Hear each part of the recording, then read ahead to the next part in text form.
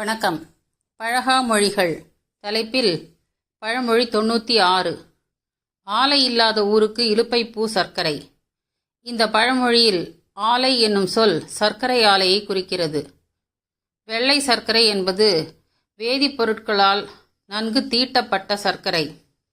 சில நூற்றாண்டுகளுக்கு முன்னர் அறிமுகமானதுதான். எனவே இந்த பழமொழியும் அப்போது சொல்லப்பட்டதாகத்தான் இருக்க வேண்டும். வெள்ளை சர்க்கரைக்கு முன் நாட்டு சர்க்கரை, வெல்லம் ஆகியவை பயன்பாட்டில் இருந்தன. ஆனால் அதேபோல் இலுப்பை பூவை தித்திப்பிற்கு பயன்படுத்தும் வழக்கமும் இருந்தது. இலுப்பை மரத்தின் தாவரவியல் பெயர் மதுகா இண்டிகா என்பதாகும். இண்டிகா என்ற சொல் இந்த மரம் இந்திய துணைக்கண்டத்தின் தாவரம் என்பதை குறிக்கிறது.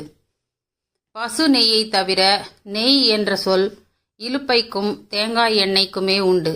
ஏனெனில் இவை இரண்டும் நெய்யைப் போல குளிர்காலத்தில் உறையும் தன்மை கொண்டவை. இலுப்பை பூ இதழ்களில் ஆரம்பத்தில் சர்க்கரை இருக்கிறது. அதாவது ஃப்ரக்டோஸ் எனப்படும் சர்க்கரை அதிகமாக இருக்கும்.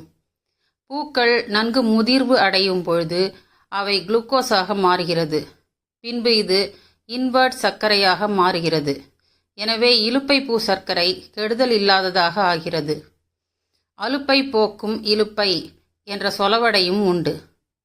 என்ன ஒரு இயற்கை! இலுப்பை மரம் இருக்க கண்டால் அது பறவைகளுக்கு வேடந்தாங்கல் ஆகிறது. அக்காலத்தில் இலுப்பை எண்ணெயில் அதிரசம், சர்க்கரை பொங்கல் போன்ற இனிப்புகள் நம் முன்னோர்கள் செய்தார்கள்.